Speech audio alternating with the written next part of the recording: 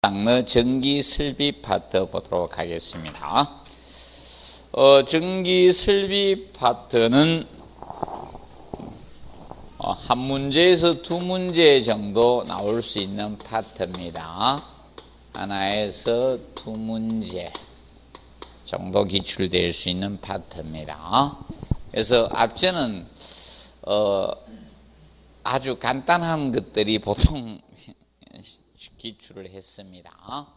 그래서 그 개요 부분이 있죠. 먼저 전기 설비의 개요 부분에서 해야 될 부분은 딱 두 가지만 하시면 되는데 시험 다 내버렸어요. 이제 그러면 거기에서 전압 구분에서 저압하고요. 낼 때가 딱 두 군데입니다. 전압에서 저압. 또 저압 냈으니까 고압이나 특고압 낼 것 같네요. 안 냅니다. 저압 기준만 낸 겁니다. 자, 그러면 앞전에 어떻게 냈는가 하면 교류질 하나만 물었잖아요. 그럼 새로 물어도 동시에 같이 묻습니다. 직류하고 교류하고. 자, 왜 그런가 하면 여기 아파트 있죠. 아파트에 보시면 어떻게 되는가 하면 세대에 공급되는 건 220볼트지만 공급되고 있거든요. 그리고 이제 지하 있죠. 지하에서 뭐다? 펌프 가지고 고가 수조에 펌핑에 올려야 되잖아. 다단 터빈 펌프가. 그 펌프는 그는 380볼트지를 가지고 하고 있습니다. 그러면 현재 220이나 380은 저압에 속하죠. 그래서 저압 기준을 시험에 내는 거예요. 그래서 이제 그래서 저압 기준은 직류는 얼마다? 750볼트지 이하고요. 교류가 600볼트지입니다. 600볼트지 이하. 그래서 저압 기준 뭐 다 외우시려면 다 외우십시오. 저압 기준만 하시면 돼요. 저압 기준. 그래서 작년 시험에 저압이 낸 겁니다. 뭐 그저 먹으라고 냈는데 틀려주시면 안 돼요. 611페이지 역률이 나오죠. 역률. 자, 역률이라는 것은 무엇인가? 사실 이거죠. 직류는 전압이나 전류 위상 차이가 발생이 안 돼요. 근데 교류 전류는 전압과 전류의 위상 차이가 발생합니다. 그것을 역률이라 해요. 개념을 내는 것이 아니라 개념은 설명드렸고, 근데 실제 시험은 역률 개선 장치가 뭐야? 이것만 낸 거예요. 개선 장치. 옛날에 이제 이걸 내니까 이제 제가 이거 하란 게 저압 기준만 좀 알아두라 한 거예요. 혹시 지문 정도 쓸 수도 있고 그러니까. 그래서 이 역률 개선 장치가 무엇이다? 콘덴서 부품이에요. 콘덴서라고 합니다. 그럼 앞에다 무슨 콘덴서 쓰면 관계없어요? 뭐 진상용 콘덴서다 이렇게 쓰면 관계없어요. 그거는 일반적으로 고압용 콘덴서들은 뭔가 아마 변전실에 설치해서 일괄 개선해 줄 때 쓰는 거고. 근데 옛날에 단독주택이나 소규모 주택들 있죠. 건물들은 기기에 바로 설치가 됩니다. 형광등, 모터 있죠. 이게 직접 우리가 설치가 돼 있어요. 부품이. 그래서 콘덴서가 역률 개선 장치다. 이것만 기억하세요. 그리고 우리는 항상 이야기했죠. 직열, 병렬이 나오면 뭐라 하세요?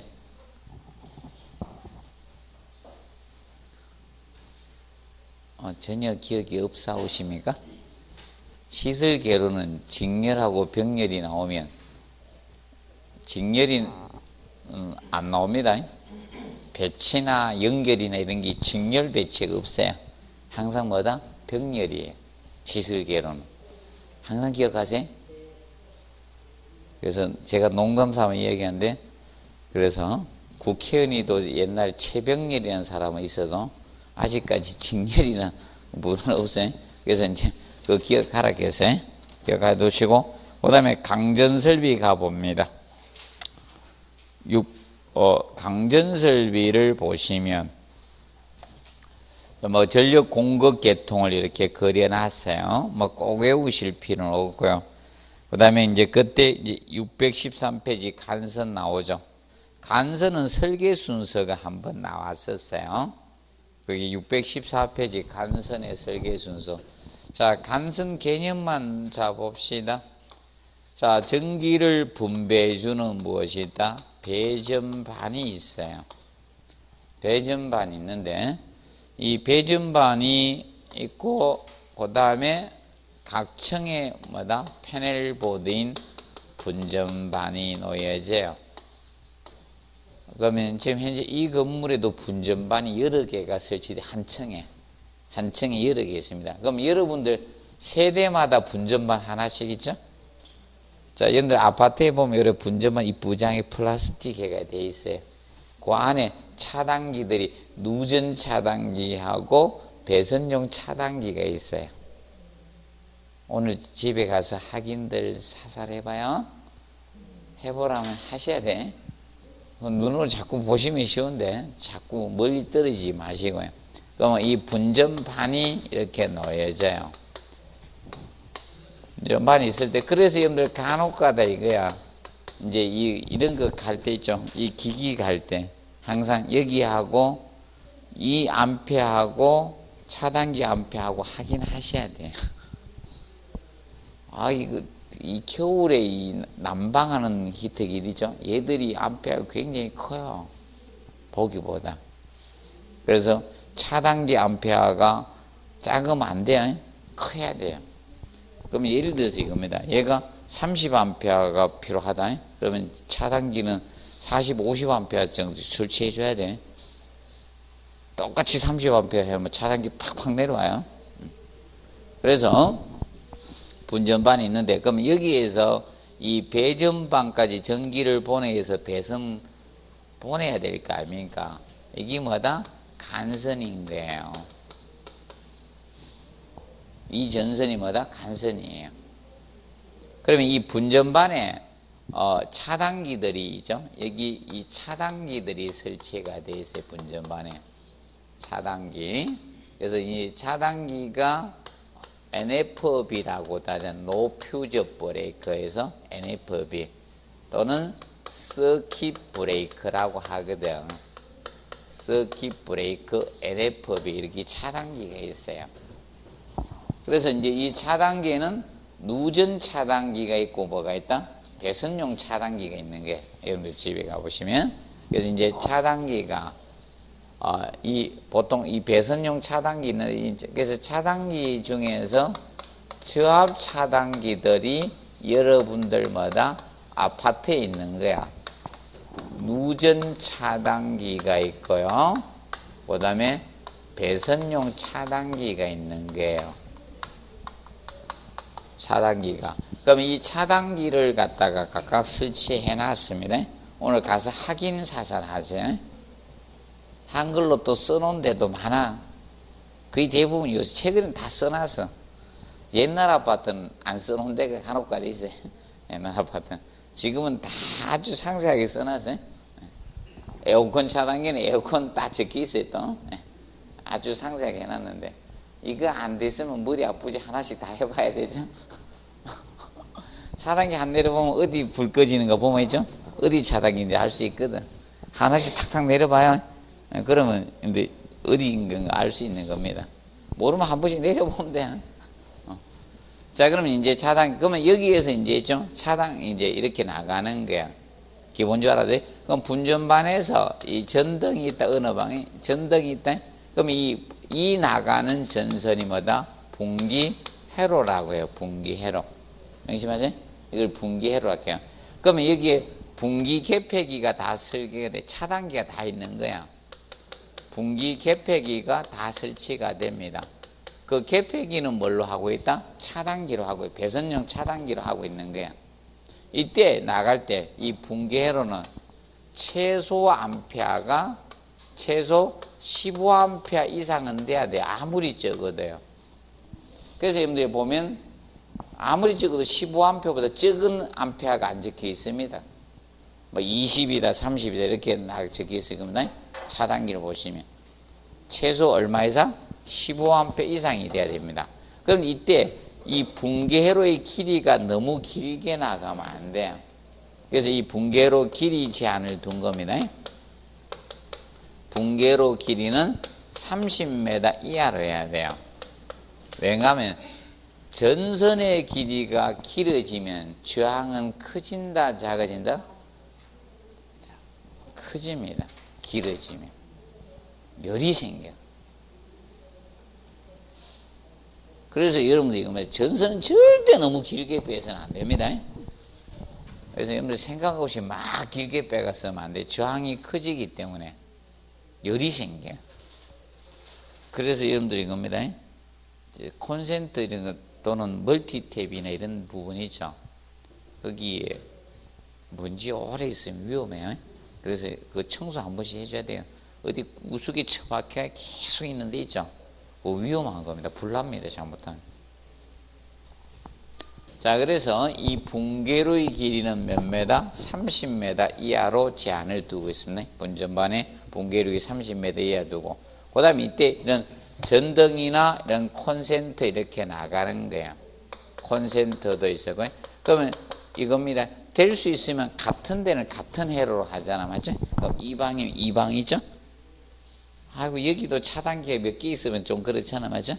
그럼 같은 전등이죠? 같이 차단할 수 있도록 같은 회로로 해주는 게 기본이겠죠, 맞죠? 여기에 가주시면 됩니다. 이렇게 되는데, 그래서 지금 현재 시험, 그래서 이제 간선 설계 순서는, 그럼 이 간선에 여기 걸리는 부하량을 제일 먼저 산출해야 될 거 아닙니까? 그래서 항상 기본은 뭐부터 간다? 부하량 산출이 가장 먼저 가는 게 뭐든지. 그러지 간선 설계, 굵기를 설계할 거 아닙니까? 그거 보시고, 그 다음에 614페이지 배선 방식 또는 전기 방식이라고도 하는데, 자, 여기서 유일하게 낸 게 4번의 3상 4선식이에요. 3상 4선식에서 1회 때 냈을 겁니다. 1회 때. 그 이후로 안 내. 뭐 가지고 냈는가? 전선 색 가지고 냈어요. N상, 중성선. N상 가지고 냈습니다. 중성선. 이거 가지고 냈습니다. 자, 그러면 여러분들 보통 이겁니다. 자, 이 패널보드를 이렇게 열어보면요. 아, 지금 우리 이쪽 방에 있어가지고, 우리 강의실에 있으면 바로 보면 되는데, 이쪽 옆에 강의실 지금 있어요. 이 분전반이. 그럼 여기 보면 선이 뭔가 하면 이 큰 선이 굵은 게 네 선이 이렇게 나와요. 그러면 삼상은 삼상 교류 전류라는 거야. 교류 전류가 단상 교류 전류가 있고 삼상 교류 전류가 있어요. 전류가 삼상 교류. 그리고 선이 몇 개다? 4개다. 4개. 삼상 4선식. 자, 그럼 이때 중성선이 무슨 색깔로 거의나 백색 또는 회색, 이게 답이었거든요. 고르는 게. 근데 여러분이 백색이 있다. 백색이 중성선 N상이거든. 회색은 안 써요. 거의 다 백색 씁니다. 그럼 이렇게 썼을 때 이겁니다. 항상 이 중성선 백색하고 있죠. 다른 색깔의 선을 연결해서 이렇게 땄으면요, 이게 몇 볼테지가 나온다? 220볼테지가 나와요. 항상 기억하세요. 무슨 선하고? 백색 선하고 다른 색깔 선을 땄어야 돼요. 항상 이렇게 땄으면 얼마 나온다? 220볼테지가 나오는 거예요. 그런데 만약에 이렇게 땄었다. 백색선이 아닌 다른 적색이나 청색이나 검정색끼리 땄으면 이러면 얼마 나온다? 380볼테지가 나옵니다. 380볼테지가. 명심하세요. 땄을 때 세 선을 땄으면 안 되고 몇 선? 2선을 땄으면 돼. 그럼 그때 주의할 것은 무슨 선을 땄어야 된다. 220을 쓰고자 할 때는 100, 그래서 흰색 쓰세요. 백색, 흰색하고 다른 선을 따서 써야 됩니다. 그걸 명심하시면 돼요. 그런데 어디에만 집중적으로 따면 부하가 너무 걸리죠. 밸런스는 좀 맞춰줘야 돼. 와, 집중적으로 막 어떤 빨간 선에서 난 빨간색이 좋아. 빨간 선하고 백색만 다 쓰지 말고, 부하가 밸런스 좀 맞춰주도록 다 써주시면 돼요. 그래서 보시고, 그래서 기본을 좀 알아두시고, 그리고 혹시나 이겁니다. 거기 녹색 선이 나오면, 녹색은 뭔가 하면 접지예요. 녹색은 접지선입니다. 접지선입니다. 녹색은. 초록색 비슷하겠죠? 녹색선은 우리가 접지로 씁니다. 보시면 되고, 그 다음에 이제 페이지 615페이지 보면 분전반 설치 목적에 대해서 전기기구를 안전하게 사용해야 되겠죠? 고장 부분을 최소화시키기입니다.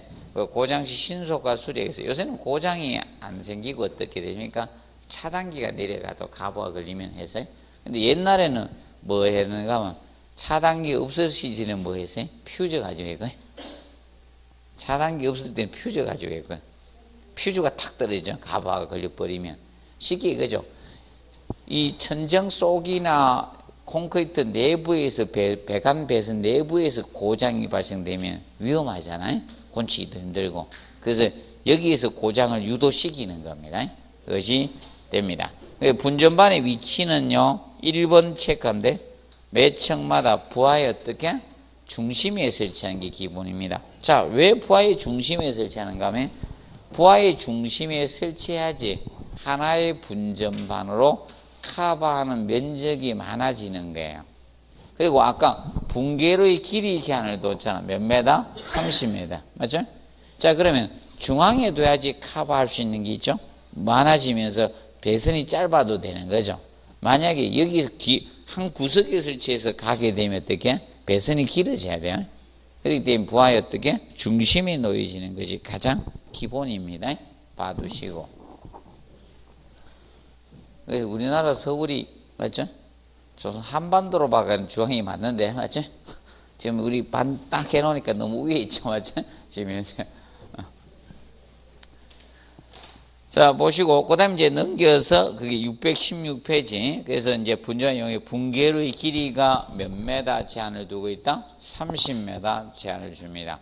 전선이 길어지면 저항이 커지니까 30m 이하를 제한을 둡니다. 그리고 617페이지 붕괴로 구성 시 유의사항 나와요. 될 수 있는 같은 해로 동일 해로로 해주면 됩니다. 그런데 4번 체크, 습기가 있는, 자, 아웃렛. 자, 아웃렛 이렇게 쓸 수도 있고요. 아웃렛. 이렇게 쓰시는 분도 있어요. 아웃렛. 이렇게 쓰시는 분도 있어요. 발음을. 아웃렛 또는 아웃렛. 자, 아웃렛, 아웃렛은 이겁니다. 여러분들 콘센트를 보시면 콘센트를 확 빼보면 그 뒤쪽에 뭐 있는가 하면 철제 트람이 아래 위에 나사못으로 고정되어 있어요. 그걸 갖다가 아웃렛 또는 아웃렛 이렇게 칭합니다. 콘센트 뒷부분에 그렇게 보시면 돼요. 거기 아웃렛, 아웃렛. 그러면 습기가 있는 아웃렛은 별도 회로로 해야 된다는 거예요. 그리고 여기다가 써놓은 대표적으로 에어컨 있죠. 에어컨이 바로 여기에 속해 습기가 있는 장소예요. 그래서 여러분들 에어컨 보시면 어떻습니까? 일반 콘센트 위치하고 틀리잖아요. 보통 콘센트는 바닥에서 마다 30cm 정도 높이인데 에어컨은 높은 데 꽂았죠. 왜냐하면 에어컨은 이 냉매를 돌리다 보니까 차가우니까 여기에서 물이 생기죠. 에어컨에서 물 생기면 물을 어떻게 바깥으로 호수를 해가 밖에 빼냈잖아. 습기가 있는 겁니다. 그래서 걔는 별도 회로. 그래서 여러분들 이겁니다. 에어컨 차단기는 별도로 돼 있어요. 아, 제가 한동안 그거 가지고 해 먹었었잖아요. 어떻게 했는가 하면 우리 집 사람들은 조금 더 없고 조금 추운 걸 못 견뎌야 이거 조금만 더 버리면 에어컨 키더라고. 에너지 절감을 해야 되는데, 맞아? 기름 한 방울 안 난 나라에서 매일 켜더라고. 그래. 내가 차단기를 내려놓고 그 리모컨은 그 놔뒀거든. 그래 내가 안에 부품을 하나 빼놔가지고 전기 코드 꽂고 가동해도 아마 가동이 안 될 거라고, 전원도 안 들어올 거라고 얘기해놓고 처음에 차단기 모를 때 그래 하니까 됐는데, 제가 부산에 있는데 그때 무진장 더웠어 서울이. 그래서 켜야 되는데 왜 어떻게 켜라고, 우리 어떻게 켜라고 그래. 그래 가르쳐줬더니만 그 다음부터는 자유자재로 켜더라고. 차단기 없는 그게 있는 줄 모르는 사람들 많아요. 그래도 모르는 분도 있었죠. 다 알았습니까? 에어컨 차단기는 별도로 돼 있어요. 별도로 돼 있습니다. 아파트에 별도로 돼 있어요. 그리고 이제 5번에 전등과 콘센트는 별도 회로 하는 게 원칙입니다. 근데 소규모 주택은 예외요. 그리고 붕괴로는 별도의 분기 개폐기를 시설해서 사고의 범위를 축소시켜 주셔야 됩니다. 그리고 그다음 하나 더 써놓으세요. 50A 초과되는 것은 전용 회로로 해야 돼요. 50A 초과되는 것은 전용 회로로 해야 돼. 다른 거하고 같이 쓰면 안 된다는 거예요. 그래서 여러분들 기본적입니다. 얘들은 별도로 전용 회로로 다 빼놨을 겁니다. 지금 현재. 얘들 차단기 있죠? 딱 보니까 얘는 50A 넘겠죠?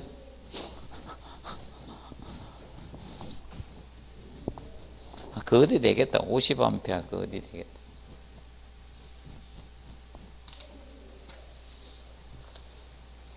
보시면 됐고, 그 다음에 페이지 617페이지 올해 또 합시다. 이제 그래서 앞전에 쉬었기 때문에 또 하십시오.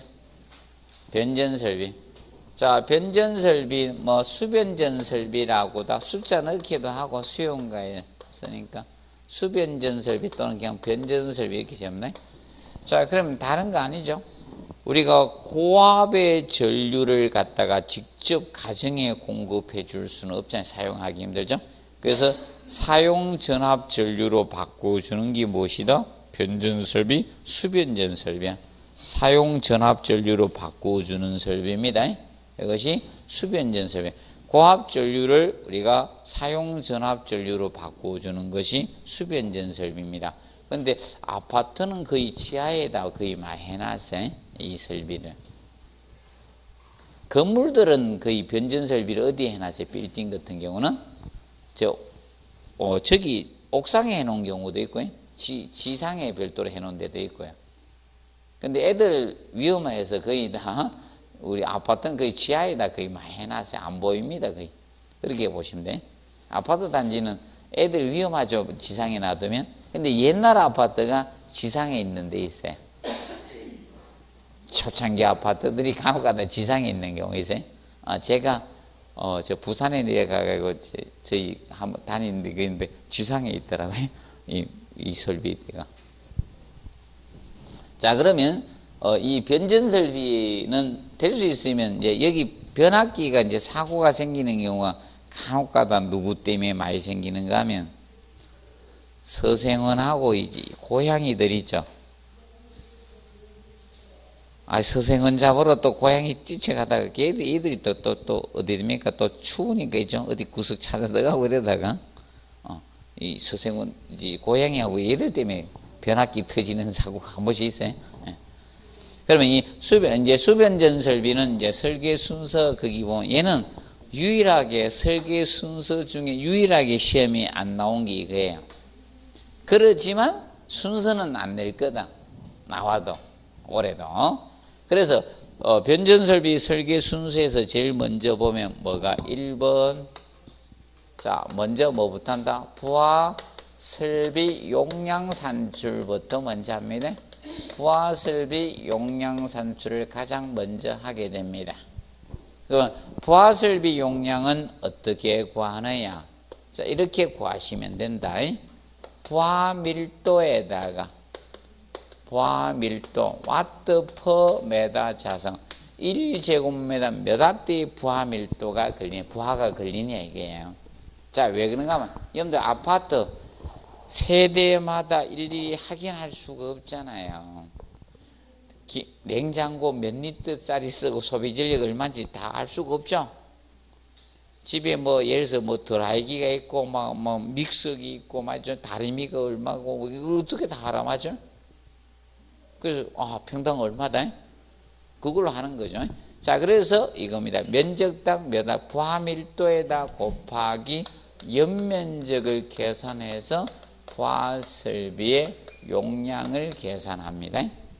부하밀도 곱하기 연면적. 기억하세요? 이거는 아직 계산 문제를 안 냈어요. 밀도 주어지면요 그냥 곱하기 얼마? 연면적 그냥 곱해버리면 돼요. 이렇게 쉬울 수가 없어요. 부하산출하는 것보다 더 쉬운 건 없다. 뭐 부하 구하세요? 능력을 구하세요? 모르면 곱해버리면 돼. 작년에 이제 급탕에서 가열기 능력 구하라고 나왔잖아요. 그냥 쎄리 곱해. 온도 차는 해가지고. 쉽게 얘기하면 여러분들 온도 10도씨 물을 70도까지 데웠으면 그까지 10에서 70까지 데운 거죠. 10도씨는 공짜로 자기가 가지고 있던 에너지죠, 맞죠? 그럼 온도는 항상 차이 해가지고. 자, 그럼 부하설비 용량은 이렇게 구합니다. 근데 부하설비 용량만큼 변압기 용량을 수변전설비 용량을 결정하면 너무 변압기가 커져요. 그래서 이걸 계산해다가 두 번째 수용률, 부등률을 고려해야 돼. 수용률이나 부등률, 부하율을 고려해서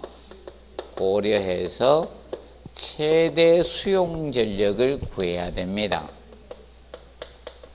최대 수용전, 수용가에서 최대로 사용하는 전력을 구합니다. 최대 수용 전력을 구해야 돼요.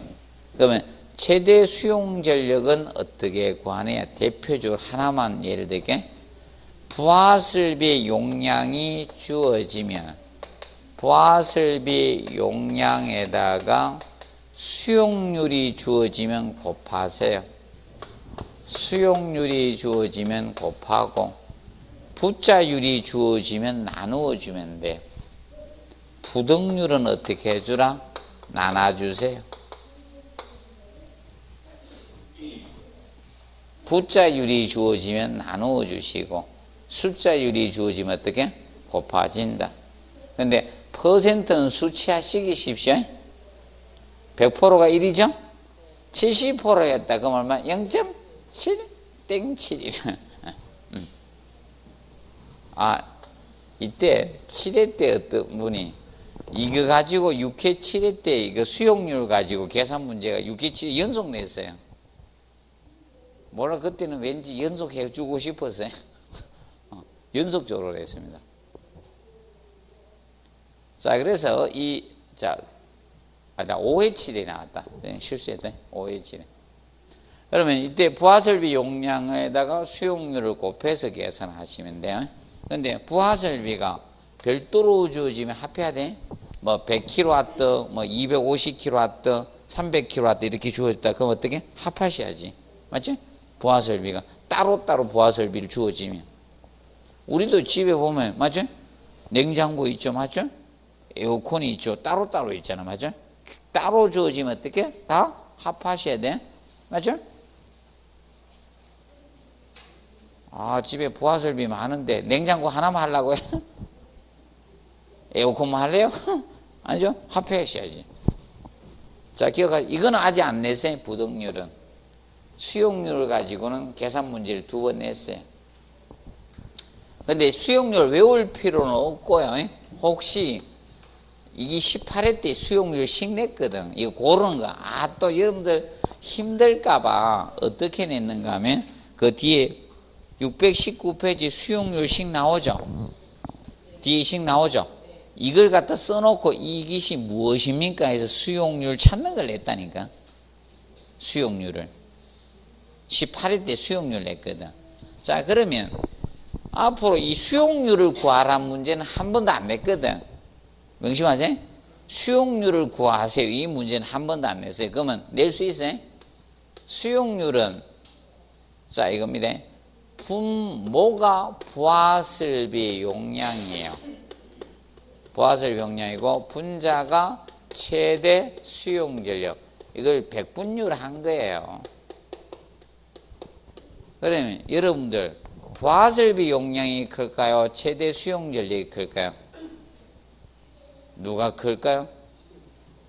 이게 커요. 부하설비가.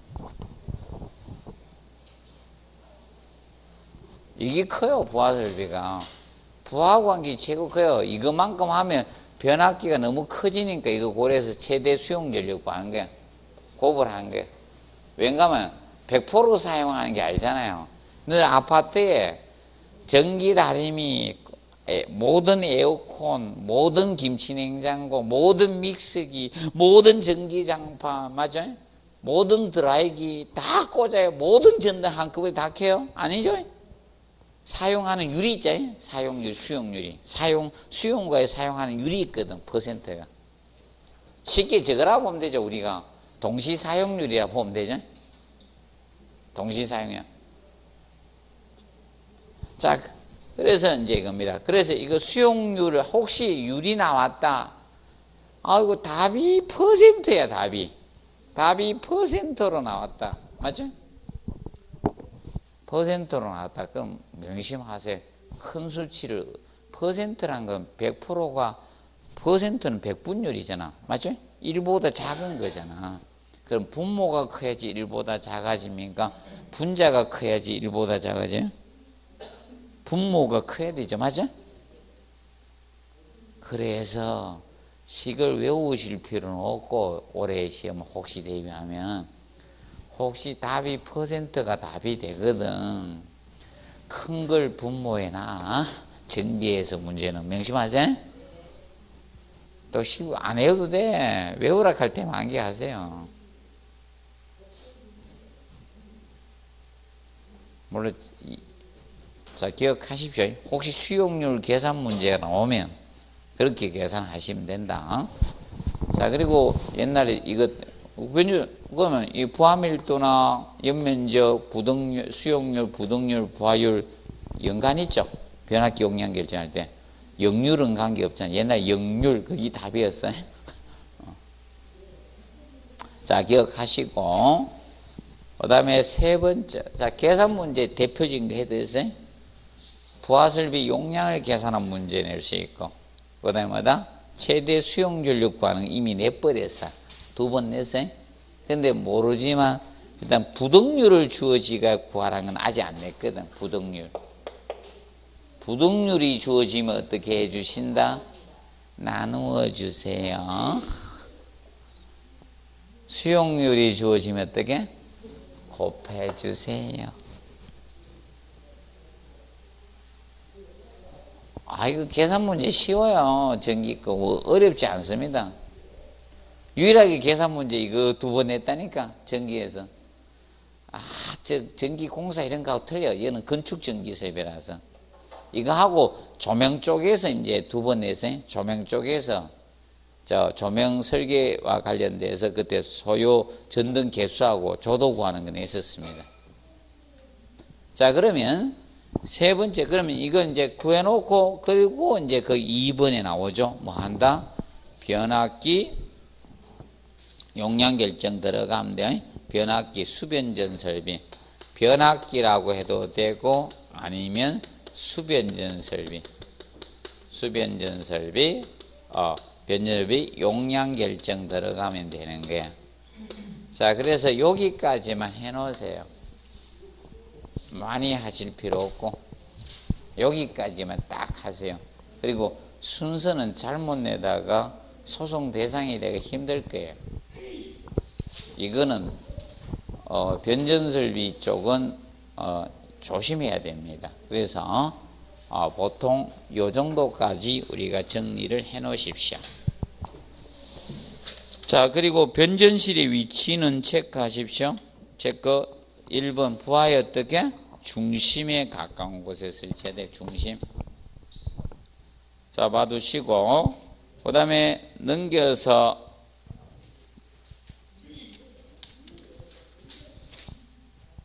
페이지 몇 페이지 잠깐 보시는가 하면 자, 페이지 621페이지 보시면 차단기 나오죠? 차단기 이거는 시험에 출제가 됐고요. 그래서 아까 저압 차단기는 2번 냈어요. 그래서 우리가 저압 차단기가 뭐가 저압 차단기라 했어요? 누전 차단기하고 뭐다? 배선용 차단기가 저압 차단기, 저압. 기억하세요? 저압 차단기. 누전 차단기하고 배선용 차단기가 저압 차단기입니다. 그 점 알아두시고, 그 다음에 넘겨보시면 622페이지 예비 전원 설비가 나옵니다. 예비 전원. 자, 예비 전원 설비는 현재까지 한 번도 기출은 안 됐습니다. 아파트 관리하고는 관계가 많은데 아직까지 출제는 안 하고 있어요. 자, 예비전원 축전지하고 자가발전 설비가 예비전원 설비 기본입니다. 자, 그러면 아파트 있죠? 아파트로 계단으로 내려가다 보면 유도등들 있죠? 맞죠? 그 유도등은 축전지 가지고 예비전원을 공급해요. 그런데 자, 여러분들 이거 비상용 엘리베이터나 소방 펌프 이런 거 하재 진압을 하기 위해서 가동해야 되죠. 그럴 때는 그것은 비상 발전기를 가동해서 우리가 합니다. 자, 그래서 이 예비 전원은 필요한 장소 그거 많죠? 한번 보시면 되고 외울 필요 없어요. 외울 필요는 없는 거고. 그런데 여기 623회 예비 전원이 갖춰야 할 조건이 있죠. 여기서 낼 수밖에 없습니다. 여기서. 이게 법령에서 따온 거거든. 그래서 교수님들이 답을 유도할 때가 여기에요. 예비 전원이 갖춰야 될 조건. 그래서 아직까지 안 내고 있는 것 같아. 무조건 답은 여기거든. 그래서 먼저 축전지는 정전 후 충전하지 않고 몇 분? 30분 이상입니다. 자, 그러면 소방은 기본이 몇 분이라 했어요? 20분인데 여기는 얼마다? 30분이 기본. 왜 그런가? 소방은 빨리 불을 꺼야 돼요. 맞죠? 불을 꺼야 되고 전기는 오랫동안 공급을 해야 되잖아요. 그래서 차이가 있는 거예요. 소방은 20분이 기본이지만 얘는 몇 분? 30분이 기본으로 가고 있습니다. 차이가 있는 거예요. 그리고 이번에 자가발전소는 정준 후 10초 이내 가동해서 30분이 됩니다. 자, 그런데 3번에 축전지하고 병용일 때는 차이가 있다. 그래서 축전지는 정전 후 충전함 없이 얼마다? 20분으로 바뀝니다. 20분. 그런데 자가발전설비는 10초가 아닌 몇 초로? 45초로 바뀌게 됩니다. 그래서 그 차이점에 대해서 우리가 알아두시면 된다. 그리고 자가발전설비 위치 체크하시고 위치. 자, 위치는 디귿의 변전실에 가까운 곳에 설치하면 돼. 변전실. 그리고 구조는 니은 체크하십시오. 방은 그 나오죠. 방진 설비도 해야 돼. 내화 구조 돼요. 방은 방진 설비도 해야 됩니다. 왜 그런가 하면 얘가 소음 진동이 굉장히 커요. 소음 진동이 커요. 비상 발전기가 또 지하에 있잖아요. 지하에 있다 보니까요. 이 밀폐된 공간이 있다 보니까 엄청 소음이 커요. 한 탱크 한 서너 대 합쳐놓은 것처럼 소음이 커요. 탱크는 저 탱크입니다. 전차. 그 탱크. 그 소리 안 들어보신 분은 잘 모르겠다. 전차 부대에 가까이 있으면 이제 알고. 자, 기억하시고, 그 다음에 이제 거기 디귿, 바닥은 충분한 하중이 견디도 없어요. 그래서 여러분들 이겁니다. 여기는 다른 슬래브 두께가 틀려요. 변전실. 그리고 여러분들 저겁니다. 은행 뚫려고 하지 마세요. 은행은 설계하면요. 은행은 벽하고 있죠? 금고 있는 데 있죠? 원래 설계할 때부터 바닥판 두께하고 다 틀려요. 그냥 이런 슬래브인 줄 알고 뚫으려고 생각하지 마세요. 틀립니다. 원래 다르게 돼 있어요. 제가 설계를 강의했기 때문에 알잖아요. 이 두께가 틀립니다. 엄청 두껍습니다. 설계하는 기준이. 그럼 발전기도 진동이 굉장히 크잖아요. 그래서 일반 슬래브 두께보다 굉장히 두껍게 설계돼요. 이 들어오는 데는. 그래서 그 마음대로 갖다 놓으면 안 돼요. 그래서 옛날에 어떤 사건 사고가 있었는가 하면 저기 있었어요. 우리나라의 초반에 뭐죠? 제가 하는 그 필름 있죠. 사진기 필름. 맞죠?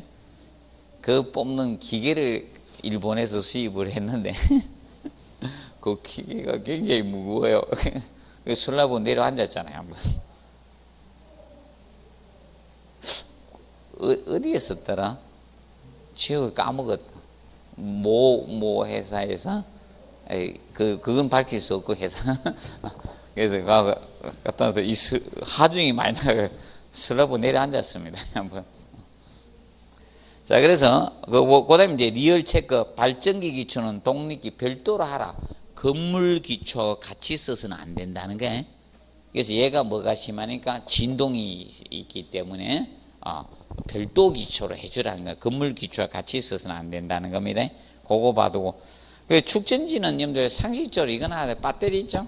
배터리는 기본이 이거야. 추운 데 있으면 빨리 방전이 이루어져. 그래서 여러분들 있죠? 보조 배터리 가져가실 때 있죠? 보조 배터리 가져가시면 절대로 추운 데 보관하면 안 되고 어떻게? 따뜻한 품 안에. 나중에 쓰려고 하면 그것도 다 방전돼 있다니까. 추울 때는 밖에 있으면. 그래서 따뜻한 몸 안에다 가져다니지. 그리고 차도 있죠? 이것을 추울 때는 잘 안 타는 분들은 어디에다 보관하라? 지하 있죠? 제일 밑에 층에 갖다 넣으세요. 그래야지 온도가 그 제일 밑에 층이 제일 따뜻해. 위로 갈수록 지상이 제일 춥고 지하 1층도 어느 정도 추워요. 그래서 제일 밑으로 들어가서 따뜻해. 그거 갖다 보관하지. 그래서 저는 지하 무조건 들어갑니다. 내가 차를 잘 운행 안 하니까. 전 진짜 차, 강의하러 절대 차 몰고 잘 안 다닙니다. 특별한 이자에서 무조건 긴 차만 타고 다닙니다. 우리 작은 차도 안 타. 버스 이런 것도 안 타고 긴 것만 탑니다. 걔가 제일 안전하잖아요. 자, 보시고. 그 다음에 그래서 그거 봐두시고요. 그 다음에 분기회로하고 콘센트 나오죠. 자, 콘센트는 자, 저것만 간단히 보도록 하겠습니다. 일반 콘센트하고 그래서 이제 거기 나오죠. 페이지 625페이지 보면 보통 바닥이 얼마? 30cm 정도에 설치를 합니다. 일반 콘센트 아웃렛은. 그런데 거기 보시면 방수용 콘센트는 바닥에서 뭐다? 80cm 이상 높이에 설치하라 규정하고 있어요. 원칙은. 설치 힘들 때는 저겁니다. 커버 설치해 놨어요. 커버. 여러분입니다. 보통 아파트의 욕실 같은 데는 어떻게 됩니까? 욕실에는 저것 때문에 그걸 뭐라 하죠? 수납장 때문에 높이 못 설치하죠. 공간이 좁고 이래서 맞죠? 그럴 때는 이렇게 덮게 해놨죠. 해놓고. 그래서 여러분들 아파트 그래서 항상 기억하십시오. 어디? 저걸 딱 기억하면 돼. 그거 뭡니까? 에어컨 있죠? 그거 높이 기억하면 돼. 높죠? 그거 기억하시면 됩니다. 그리고 전동기 못하는 공부하지 마세요. 전동기 못하는. 왜냐하면 여기 교수님들이 전동기 전공 안 했어. 무슨 말인지 알겠어요? 나는 그래도 꼭 해야 되겠습니다. 그럼 직류 전동기만 보세요. 직류 전동기. 직류 전동기가 거기 나오죠. 분건, 직건. 두 가지를 합친 게 복건이거든. 그래서 여러분들 이거 건자로 들어가요. 직류 전동기는 어떻게? 건자가 돼. 직건, 분건, 복건. 오케이? 그렇다고 로또 복건 아니에요. 그래서 아니 농담이 아니고요. 여기 교수 제일 잘 안 들어간다. 그러면 직류 전동기가 뭔가 막 직류 전동기가 속도 조절이 용이해요. 직류 전동기 모터가 속도 조절이 용이해요. 용이합니다. 그래서 고속은 전부 다 직류 전동기를 써야 돼요. 고속은. 명심하세요. 고속은 전부 다 직류예요, 직류. 그래서 앞전에 적은 거야. 성관계에서. 기어레스 방식은 뭐다? 고속 엘리베이터 쓰는 거라겠죠? 고속 엘리베이터. 직류. 교류가 아닌 거예요.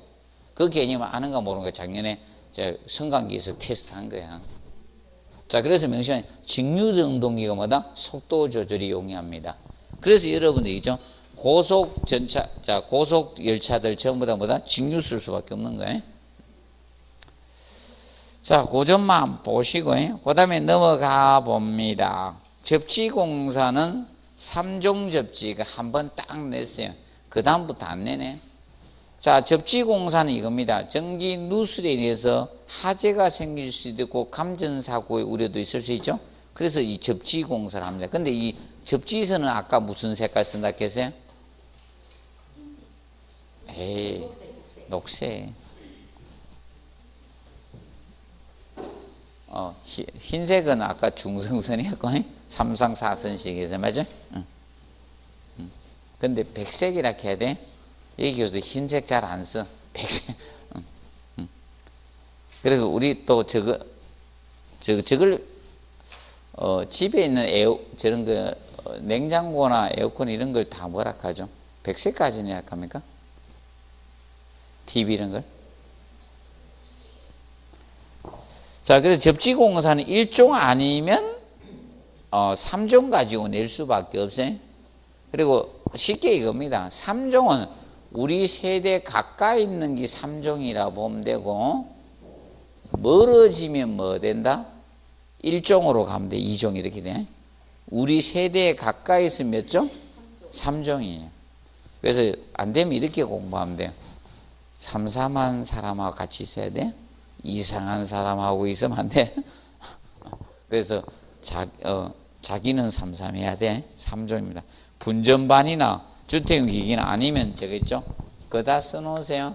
금속강공, 배선공사들이 이거가요. 금속강공사나 가요전선강공사 같은 배선공사들도 몇 종? 3종 접지로 갑니다. 3종 접지. 가요전선관 공사.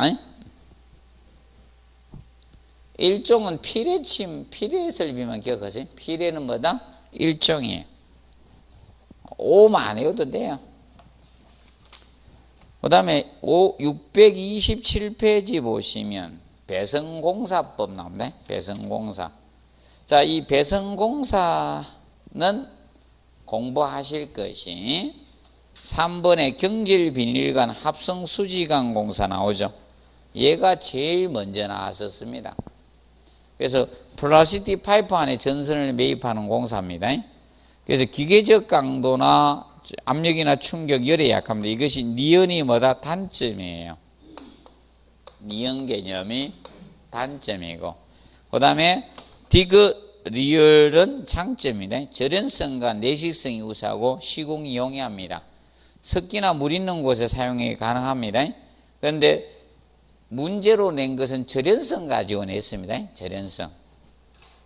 자, 그리고 합성수지관 안에 전선의 접속점이 있어. 자, 모든 배선공사, 배관에 할 때는요, 접속점 주면 안 돼. 배관 안에. 금속관이든, 명심하세요. 합성수지관이든, 간 내부에다가 전선을 잇는 행위, 접속점 두어서는 안 된다는 거예요. 명심하세요. 전선의 접속점은 간 내부에 두어서는 된다, 안 된다? 안 된다. 그거 기억해 놓으세요. 예. 있거나 따나가지 말라 이거야. 배 내에서. 자, 그리고 금속관공사가 한 번 냈습니다. 금속관공사가.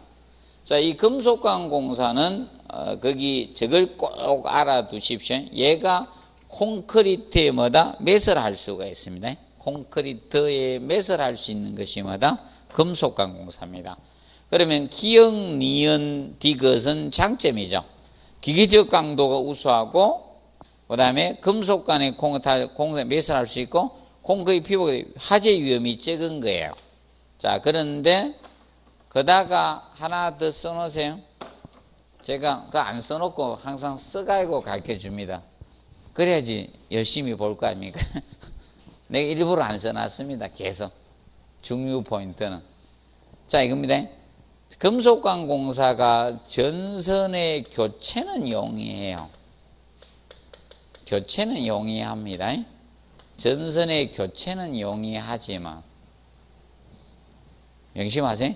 전선 교체는 용이합니다. 그런데 이겁니다. 정설공사는 어렵습니다.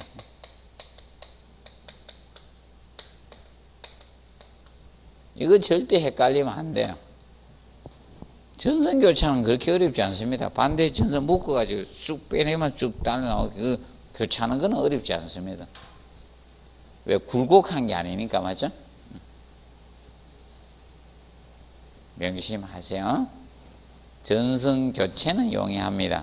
근데 뭐가? 청설공사가 어렵습니다. 이거 헷갈리면 안 됩니다. 그리고 금속관이니까 혹시나 전선의 피복이 벗겨지면 전류 흐를 수 있죠?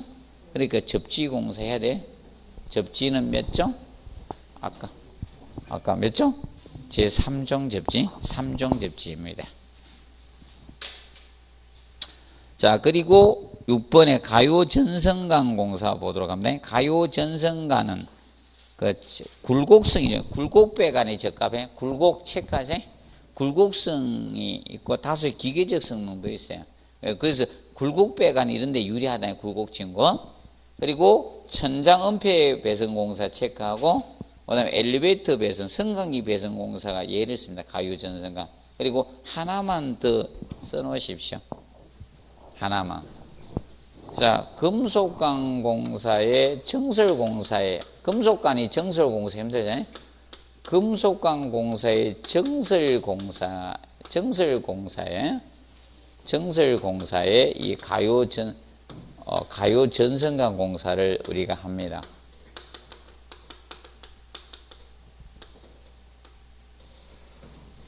자, 기억을 해 놓으십시오. 그래서 이 네 가지 기억하시면 돼요. 굴곡 장수하고 금속관 공사의 정설공사의 가요전선관을 활용합니다. 그래서 이 가요전선관은 뭐다? 주름관이야. 금속인데 주름진관. 그래서 그 밑에 보면 있죠. 628페이지 하단에 보면 있죠. 사진을 찍어놨는데 이렇게 흑백으로 나오니까 잘 모르겠죠. 그래서 모르면 옛날 샤워기 금속으로 된 거 있죠. 플라스틱 말고 금속으로 굽어지는 거죠. 그걸 주름관이라 하잖아. 주름관 내부의 전선을 해는 거야. 그것이 가요전선관 공사입니다. 가요전선관. 그런데 이 가요전선관은 주의할 것이 이겁니다. 그 니은 체크하세요. 콘크리트의 매설은 된다 안 된다? 안 됩니다. 그런데 얘도 금속관을 써서 주름관인데 주름졌죠? 주름이 있어서 굴곡이 쉽잖아요. 근데 그래서 가요전선관 공사도 뭐 해야 된다? 접지 공사는 해야 돼. 그래서 이것도 몇 종? 제3종 접지. 자, 그리고 7번에 플로우덕트. 자, 플로우덕트가 이 배선공사 마지막 시험에 지문이 한 줄이 나왔거든요. 그래서 간단히 준비를 해 주십니다. 자, 그래서 플로우가 바닥에 뭘 보냈다? 덕들을 보낸 거야. 바닥에 덕들을 보내서 전기선만 배선한 게 아니라 전화선도 보내고 인터넷선도 보내고 케이블도 보내는 거야. 그럼 쉽게 요새 백화점이나 대형 사무소 오늘 백화점에는 각 매대마다 여기 전기도 공급돼야 되지만 있죠. 뭐 해야 돼요? 컴퓨터 설치해야지 맞죠? 컴퓨터 설치해서 자기 재고 관리해야 되고 만약에 없으면 다른 매장이 있는 것도 알아봐 주죠. 다른 매장 없는 게 안 알아보고 없다 하고 탁 잘라내. 거기는 장사 되게 못한 사람이죠. 보통 다른 매장에 돌려가 자기 수익 잡아야 되죠. 그리고 재고 관리도 해야 되고 이렇기 때문에 다 보내야 돼. 그래서 이제 바닥에 딱 떠 보내가지고 다 전기나 모든 걸 꼽도록 되어 있는 거죠. 이것이 무엇이다? 플로우덕트 공사입니다. 그래서 백화점이나 대형 사무소에 그러면 이 전기 기구들의 이런 게 굉장히 컴퓨터 이런 게 많을 때보다 플로우덕트 공사를 쓰는 거예요. 그러면 이 플로우덕트 공사는 우리가 알아두실 것이 주의할 것이 저거 기억을 해 두셔. 얘는 습기가 있는 장소는 사용 못 해요. 이거는 습기가 있는 장소는 사용할 수 있다 없다? 없어요. 습기가 있는 곳은 사용할 수가 없습니다. 그 점을 꼭 명심해 두십시오. 그리고 여러분들 똑딱이 형태가 다 몰드 공사입니다. 몰드. 자, 몰드는 여러분들 이런 거 있죠. 양면 테이프로 하나를 부착해 놓고 전선을 넣고 뚜껑을 이렇게 닫아서 하는 게 있죠. 그게 몰드 공사들이야. 그 몰드는 재료에 따라서 다양한 거야. 목재 몰드도 있고 PVC 몰드도 있고 뭐 금속 몰드도 있고 몰드는 여러 가지. 근데 몰드 공사는 습기가 있는 데는 사용한다 안 한다? 안 합니다. 명심하세요. 무슨 몰드든 관계없어요? 우리는 몰드가 안 보이네. 어디?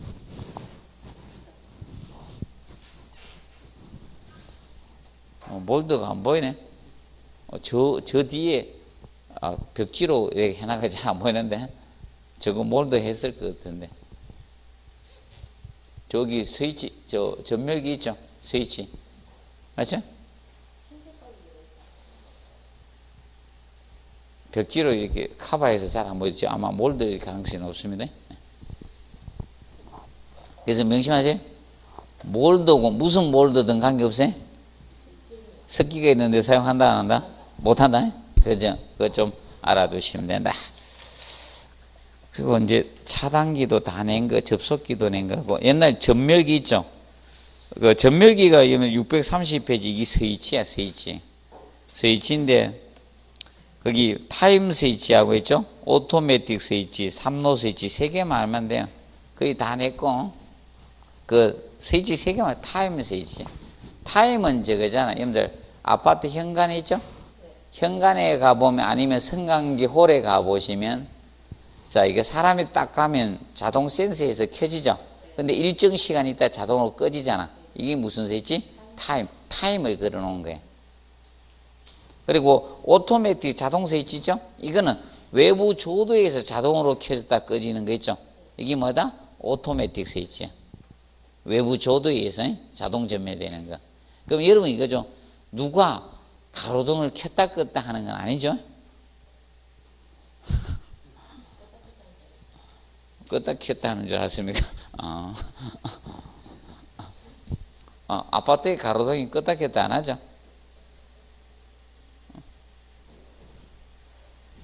자, 그리고, 보시고, 그 다음에 이제 거기 보면 3로 스위치 계단에 설치하는 겁니다. 계단에. 계단에, 이거 2층짜리 주택을 살고 있는데 계단 올라가고 밑에서 켰다가 올라가서 다시 끔끔해서 어두워서 올라갈 때 켰다가 올라가 보니 또 거기 밑에 내려올 수는 없잖아요. 위에서 끌 수 있고 아래에서도 끌 수 있고 이제 켰다 켰다 할 수 있는 게 무슨 스위치? 당연히 시험 냈어요. 그래서 요새는 어려운 반푸시도 없어가 안 나오잖아. 그럼 이것만 알아두세요. 이 전멸기 설치 높이는 얼마에 설치할 것 같아? 얼마 높이에 설치할 것 같아? 여러분들 이겁니다. 인터폰보다는 높아요, 낮게 설치되어 있어요. 여러분들 인터폰. 집에 안 살아요. 다 노숙자예요.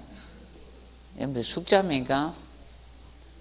집에 인터폰 밑에 있잖아, 스위치. 전멸기가 스위치잖아. 맞아요? 그래서 지금 인터폰이 1.5m거든. 입으로 당겨와야 되잖아. 전화기를 이리 받지, 힙으로 받아? 이게 빵 소리 나고 그러려고. 그래서 이겁니다. 인터폰이 1.5m. 그리고 여러분 이겁니다. 전멸기는 1.2m 높이입니다. 더듬는 높이. 이렇게 더듬어야 되니까. 이렇게 문 열고 어디 있나 이렇게 더듬어야 되죠. 예, 1.2m. 더듬는 높이는 1.2m. 그거 기억하시면 돼요. 그리고 약전설비는 낼 거 없는 것 같아. 다 낸 것 같아. 그래서 그 방제설비, 조명설비는 잠깐 휴식하고 일장 들어가도록 하겠습니다.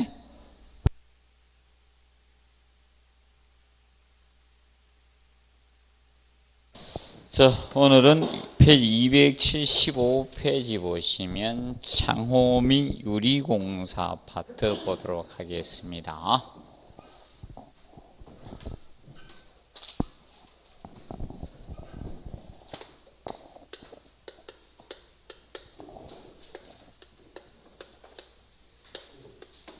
자, 창호공사 부분 먼저 보도록 하겠습니다. 창호라는 것은 개구부를 이야기합니다. 개구부. 그래서 창호 또는 개구부라고 합니다. 그래서 창하고 문을 합쳐서 윈도우와 도어를 합쳐서 개구부 또는 창호란 용어를 쓰고 있습니다. 그래서 이 창은 보통 이 목적이었죠. 채광이나 환기, 이 통풍을 목적으로 하는 겁니다. 통풍. 이것을 목적으로 하는 것은 창의 개념이 되겠고요. 문, 도어의 개념은 이런 사람이라든지 이런 물건의 반출입에 사용되는 것, 이것을 문, 도어라고 칭합니다. 그래서 문의 개념이고 창, 이 두 가지를 쓰고 있습니다. 간단히 기본을 잡아두시면 되겠습니다. 창호공사에서는. 그래서 먼저 1번에 기능에 의한 분류 나오죠. 기능. 자, 이 기능에 의한 분류라는 것은 기능은 자, 이 개폐 방법이죠. 자, 개폐. 어떻게 개폐하느냐, 문을 열고 닫느냐, 여기에 의한 분류가 기능에 의한 분류입니다. 개폐에 의한 문을 열고 닫는 방법이 어떤 방법이냐, 여기에 의한 것이 됩니다. 자, 그러면 여러분들이 학원에 들어올 때도 보면 자, 저 강의실 문을 열고 닫으셨죠. 그래서 열고 닫는다 해서 여닫이 문이죠. 자, 그래서 아파트 세대 현관문 있죠. 아파트 세대 현관문이나 방문들이 무엇이다? 여닫이 개념이 되는 거예요. 여닫이. 열고 닫죠. 자, 그런데 여닫이가 안여닫이가 있고 방여닫이가 있습니다. 그럼 보통 안여닫이는 어떤 경우에 사용하는가 하면 자, 이 개인 사생활 보호를 목적으로 하는 거, 독립성, 프라이버시, 그렇죠? 안쪽으로 엽니다. 그래서 침실은 프라이버시 합니까? 그래서 안쪽으로 열고, 아파트 세대 현관문 어떻게? 바깥쪽으로 엽니다. 소방, 피난을 해야 되는 것은 밖으로 열고요. 안으로 여는 것은 독립성, 이 프라이버시 목적으로 하는 것은 무엇이다? 안여닫이로 설계를 하고 있습니다. 그렇게 보시면 됩니다. 그래서 간단히 보시고, 그 다음에 외여닫이, 보통 출입구 폭이 적을 때는 여닫이가 한쪽이잖아요. 그런데 쌍여닫이가 있죠. 그러면 이제 뭔가 현관 이렇게 큰 건축물의 이제 출입구가 폭이 넓어야 될 때는 여닫이가 두 개 있죠. 쌍여닫이 형태가 있는 겁니다. 그런 것들 다 여닫이라고 합니다. 그런데 여닫이는 여닫이인데 보통 여닫이는 안쪽으로 열리거나 바깥쪽으로 이렇게 열리는데, 자, 안팎으로 다 자유자재로 여닫을 수 있는 여닫이문을 자재문이라고 칭하는 겁니다. 자재문. 그래서 거기 보시면 몇 번에 있습니까? 3번에 자재문이죠. 자재문은 안팎으로 개폐되는 여닫이문을 무엇이라 한다? 자재문이라 해요. 그래서 자유경첩을 달고 문을 안팎으로